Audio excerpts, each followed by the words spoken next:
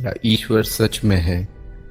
नमस्कार दोस्तों, आपका हार्दिक स्वागत है मेरे इस चैनल पर जिसका नाम है जिज्ञासा। क्या ईश्वर या खुदा सच में है? क्यों ये सवाल एक पहेली बना हुआ है। इस बात का कोई महत्व नहीं कि हम उन्हें किस नाम से पुकारते हैं। सूरज को सूर्य कहेंगे या अंग्रेजी में सन कहेंगे, उससे सूरत का वजूद तो नहीं बदलता। नाम तो इंसान अपने अपने तरीके से रखते हैं। आस्था की नज़र से तो इस सवाल का जवाब हाँ है, पर बुद्धि आस्था को नहीं मानती। क्या कभी हमने बौद्धिक रूप से ये सोचने की कोशिश की? क्या कभी हमने इस दुनिया को देखकर ये सवाल सोचा? क्या कभी हमने इस दुनिया के पार ब्रह्मांड में अपने मन से ये सवाल पूछा? क्या कभी अपने मन से समय की यात्रा की?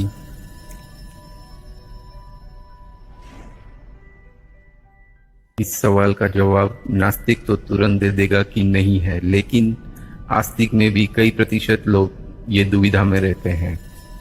वो शायद इसलिए कि नास्तिक और आस्तिक दोनों ही अपने धर्म या मजहब के रीति रिवाजों को मद्देनजर रखकर अपना फैसला करते हैं। ज्यादातर लोग ये समझते हैं कि ईश्वर या खुदा का मतलब हमारे सुख दुख, हमारी ज़रूरत, हमारी सहूलियत का ख्याल रखने वाले।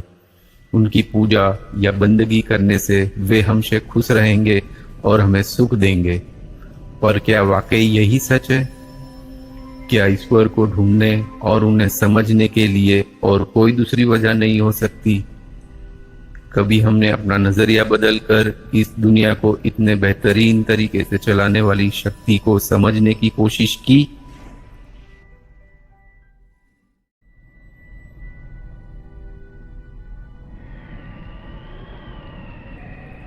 आज हम विज्ञान की नज़र से ये समझने की कोशिश करेंगे कि क्या ईश्वर सच में है। क्या पूरे ब्रह्मांड में, जिसमें हमारी पृथ्वी भी है, उस पर किसी का नियंत्रण यानी कंट्रोल है? क्या पूरी दुनिया प्लानिंग से बनी है या इत्तेफाक से? अब आगे हम जब से दुनिया बनी है तब से आज तक सारी बातें बहुत ही बारीकी से समझने की कोशिश करेंगे। दुनिया बनाने का विज्ञान इतना गहरा है कि हर विषय पर हफ्तों का वीडियो बन सकता है। इसकी शुरुआत हम हमारे सौर मंडल से करते हैं। अगर बिग बैंग से करेंगे तो वीडियो बहुत ही लंबा हो जाएगा।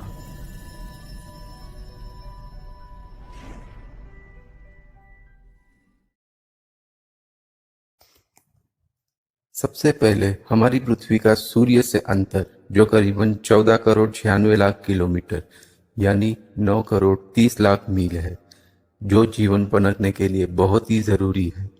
क्योंकि अगर इससे थोड़ा सा भी ज़्यादा अंतर होता तो पृथ्वी एक बड़ा फ्रीज बन जाती, यानी पृथ्वी पर सिर्फ बर्फ होती। और अगर इससे कम अंतर होता तो पृथ्वी इतनी गर्म होती कि इस धरती पर जीवन पनपना संभव ही नहीं होता। पृथ्वी का सूर्य से ये अंतर इत्तेफाक है या प्लानिंग?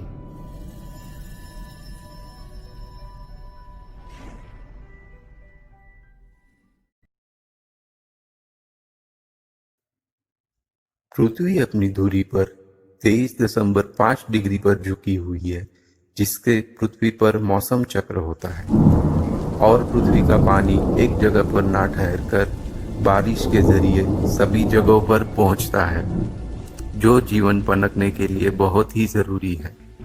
अगर पृथ्वी का ये झुकाव कुछ डिग्री ऊपर नीचे होता तो भी पृथ्वी पर जीवन पनपना मुश्किल होता या शायद होता ही नहीं। क्या ये झुकाव भी इत्तेफाक है या प्लानिंग?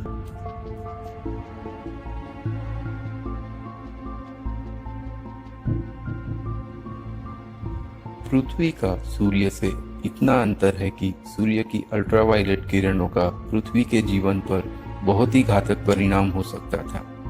लेकिन उससे बचने के लिए पृथ्वी के वायुमंडल में ओजोन का कवच है। ये कवच बनाने का विज्ञान अभी नहीं समझना है। सिर्फ सोचिए, क्या ये कवच इत्तेफाक है या प्लानिंग? अब इतना होने के बाद कई करोड़ साल लगे पृथ्वी पर जीवन अनुकूल वातावरण बनने के लिए। धरती पर जीवन के जीन्स अपना कोडिंग अपडेट करते गए। उत्क्रांति भी एक बड़ा विषय है, इसलिए हम ज़्यादा समय नष्ट न करते हुए जीवन की रचना संक्षिप्त में समझने की कोशिश करते हैं।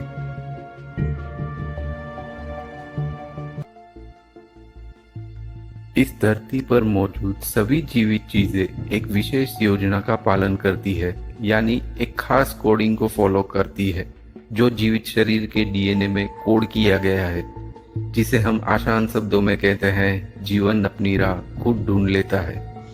ये कोडिंग बहुत ही बुद्धिमान यानी इंटेलिजेंट है। इतनी इंटेलिजेंट सिस्टम क्या इत्तेफाक से हो सकती है?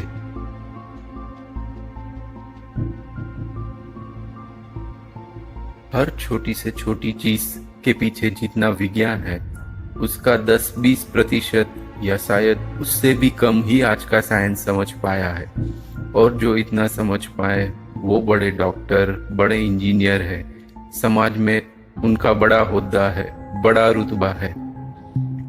एक आम आदमी के लिए इतना समझना भी बहुत ही मुश्किल है। ऐसा विज्ञान जिसे 100% अब तक कोई नहीं समझ पाया, क्या वो इत्तेफाक से हो सकता है?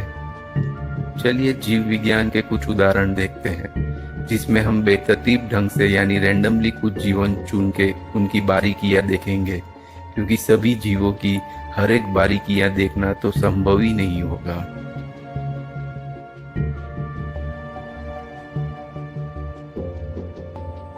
शुरुआत करते हैं हमारे शरीर से यानी मानव शरीर से, जिसे मोटे मोटे तौर पर देखने में भी काफी वक्त जाएगा। हमारा शरीर फिजिक्स, केमिस्ट्री और बायोलॉजी का बेहतरीन नमूना है। हमारा शरीर खड़ा रखने के लिए मजबूत हड्डियां हैं, जिसकी सुरक्षा के लिए मांसपेशियां हैं, चर्बी है और भी कई तत्व। उनकी जरूरत पूरा करने के लिए रक्तवाहिनियां हैं। हमारे शरीर को चलाने के लिए ऊर्जा चाहिए जो हमें खाने से मिलती है। खाने का पाचन करके ऊर्जा में बदलने के लिए भी कई सारे अंग हैं, जैसे होजरी, अतरडी वगैरह कई सारे। और इन सबको कवर करती है हमारी स्किन यानी चमड़ी, जिस पर सर से लेकर पांव तक हर जगह सेंसर लगे हुए हैं, जिससे हमें छूने का एहसास होता है।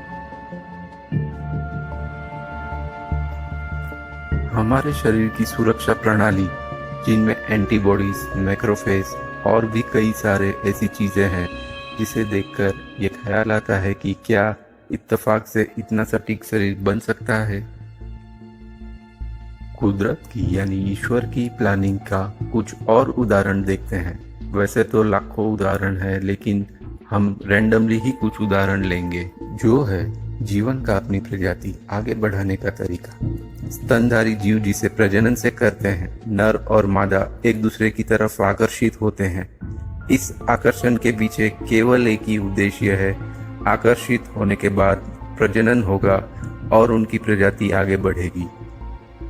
ये आकर्षण कैसे उत्पन्न होता है? हॉर्मोन्स तो एक तरीका है ये आकर्षण उत्पन्न करने का, वो उद्देश्य नहीं यानी पर्पस नहीं। पर्पस तो किसी ने प्लान किया है, जीवन के प्रोग्राम में कोड किया है। 21वीं सदी में भी इंसान ऐसा रोबोट नहीं बना पाया जो अपनी कॉपी खुद बनाए। इस धरती पर तो जीव करोड़ों सालों से अपनी कॉपी बनाते आ रहे हैं, वो भी इतनी खूबसूरती के साथ। क्या इंसान के अलावा अन्य कोई स्तनधारी प्राणी ये विज्ञान समझ के प्रजनन करते हैं?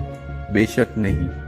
वो तो उसी कोड को फॉलो करते हैं जो एक निश्चित प्लानिंग के तहत उसमें इंस्टॉल किया गया है।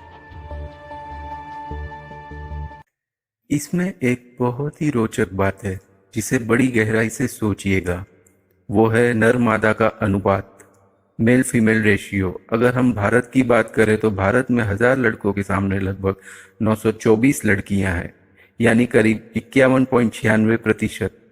अब पूरे देश में इतना सटीक नर मादा का अनुपात क्या इत्तेफाक से होता है? क्या इतनी बुद्धिमान प्रणाली इत्तेफाक से हो गई? चलिए अब किसी और जीवन का अपनी प्रजाति आगे बढ़ाने का तरीका देखते हैं, पेड़ पौधों का। पेड़ पौधों का अपनी प्रजाति आगे बढ़ाने का तरीका भी उतना ही रोचक है। पेड़ पोषक तत्वों से भरपूर फल देते हैं, या यूं कहो बनाते हैं, जिसमें वो अपने कोडिंग किए हुए बीज रखते हैं। बीज के ऊपर एक खास रसायन यानी केमिकल होता है, जिससे वो फल खाने वाले प्राणी के पेट के जलद पाचक रसों से भी बीज को कोई नुकसान नहीं होता, और बीज का आकार भी ऐसा चिकना होता है कि खाने वाले प्राणी की अतड़ी में से बिना किसी अवरोध के मल के द्वारा निकल जाता है, वो भी खाद्य परत के साथ, जिससे वो बीज अंकुरित होकर नया पेड़ बन जाएगा। क्या पेड़ ने ये विज्ञान सोचकर फल बनाया, रासायनिक परत वाला बीज बनाकर उसमें रखा? क्या ये इत्तेफाक से हुआ? ऐसे तो हजारों या शायद लाखों उदाहरण हैं, जिन्हें जानकर हम ये सोचने पर मजबूर हो जाएंगे कि क्या इतनी बुद्धिमान प्रणाली बिना किसी के प्लानिंग किए अपने आप इत्तेफाक से हो सकती है। एक उदाहरण कीटकों की दुनिया से भी लेते हैं, जैसे कि पत्ती कीट, जिसे अंग्रेजी में वॉकिंग लीफ कहते हैं। इसका आकार और रंग हूबहू पेड़ की पत्ती के जैसा होता है। ये भी तो वो सबसे बड़े वैज्ञानिक, सबसे बड़े कलाकार की देन है। आपने कभी चित्रकारी की होगी, आपको अनुभव होगा कि सिर्फ एक पत्ती का हूबहू चित्र बनाने में, वैसा ही रंग भरने में कितनी कलाकारी चाहिए। क्या ये कीट ऐसी कलाकारी जानता होगा? क्या ये भी इत्तेफाक से हुआ?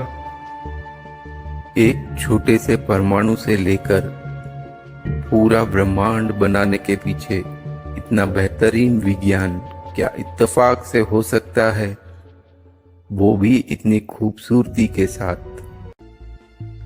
अगर हम ये माने कि इस दुनिया को किसी ने नहीं बनाया, ये अपने आप बनी है, तो क्या अपने आप इतने उत्तम तरीके से सब कुछ नियंत्रित हो सकता है? इतने निपुण और सुंदर विज्ञान क्या अपने आप हो सकता है? नहीं हो सकता।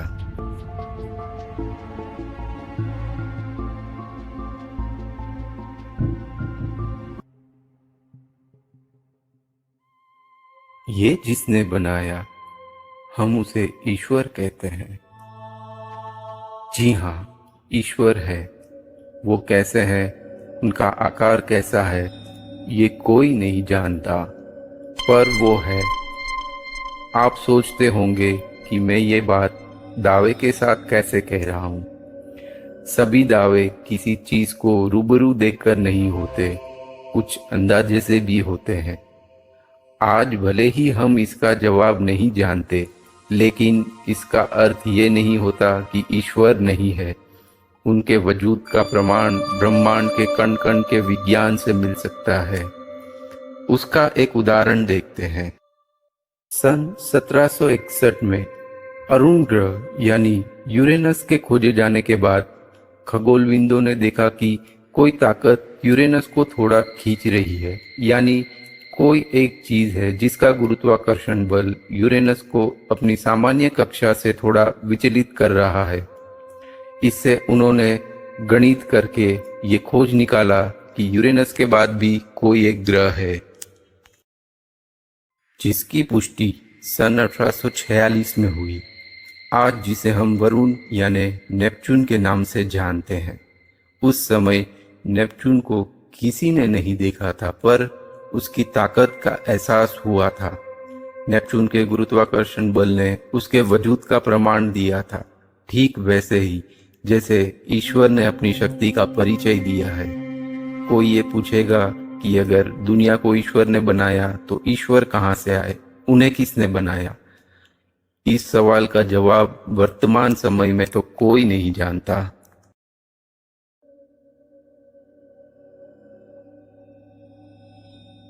दूर भविष्य में हजारों साल बाद शायद इंसान ये जान पाए।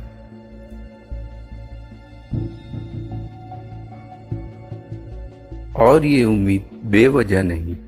हम अपने यानी इंसानों की बुद्धि विकास का इतिहास देखें तो पता चलता है कि हमें कई हजार साल लगे पत्थर युग से आज के सुपरसोनिक जेट युग तक पहुंचने में, आज के स्मार्ट गैजेट्स की 21वीं सदी तक पहुंचने में। इसी ग्राफ से आगे देखें तो ये तो पता नहीं कितने हजार साल बाद, लेकिन एक दिन इंसान इतना काबिल जरूर हो जाएगा कि ईश्वर के करीब पहुंच सके।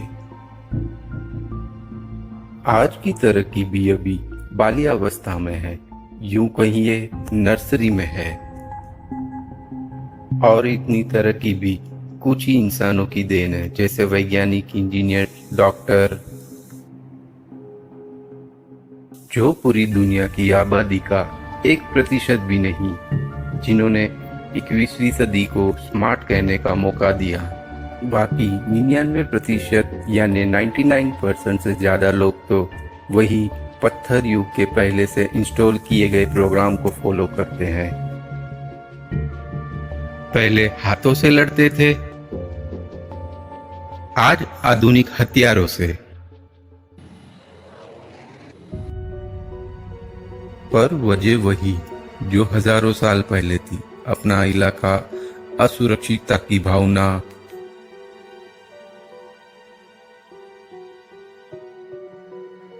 अपना या अपने समुदाय का ही सोचना।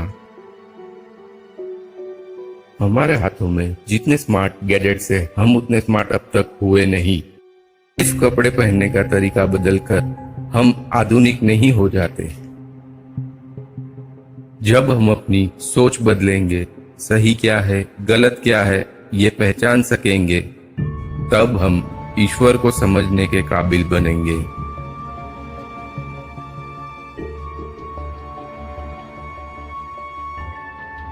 जैसे एक अच्छे कलाकार को सच्ची तारीफ अच्छी लगती है,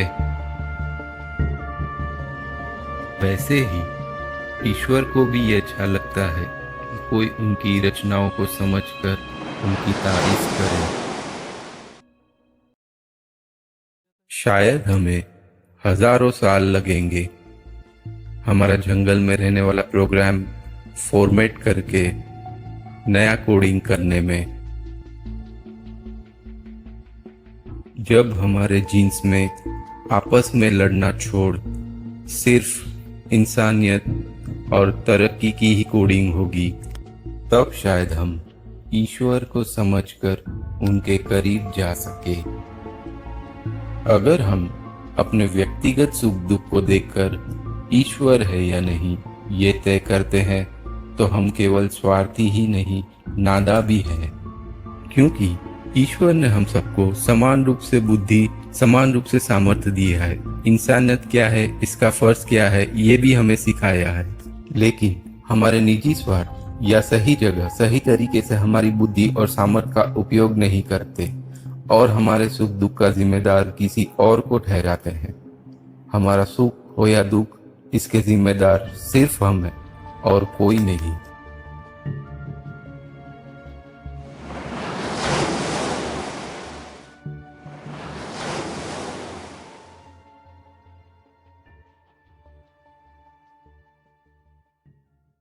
ये तो थी कर्म की बात। ये करना भी इसीलिए जरूरी था कि हम में से ज्यादातर लोग अपने सुख दुख का कारण ईश्वर को समझते हैं। ईश्वर हमें सुख जरूर देते हैं, लेकिन हमारी पूजा या बंदगी से खुश होकर नहीं, पर हमारे कर्मों से खुश होकर। कर्म यानी हम जो भी करते हैं रोजमर्रा की जिंदगी में, अपनी भविष्य की योजना प्लान करके, इस तरह से जो भी हम करते हैं।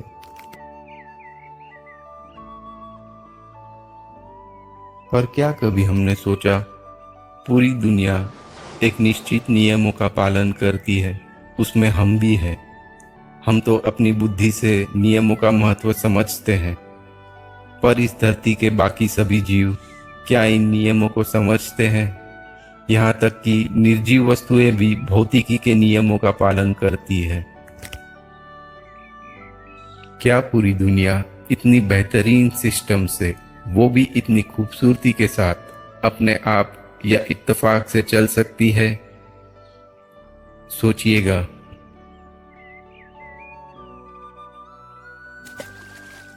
आपका बहुत बहुत धन्यवाद दोस्तों, आपने ये वीडियो पूरा देखा। अगर ये वीडियो आपको पसंद आया तो लाइक दीजिए, अगर नहीं पसंद आया तो डिसलाइक ज़रूर दीजिए, और हो सके तो क्या पसंद नहीं आया वो कमेंट बॉक्स में ज़रूर लिखें। फिर मिलेंगे एक और वीडियो के साथ, तब तक अलविदा, शब्बा खैर, गुड बाय।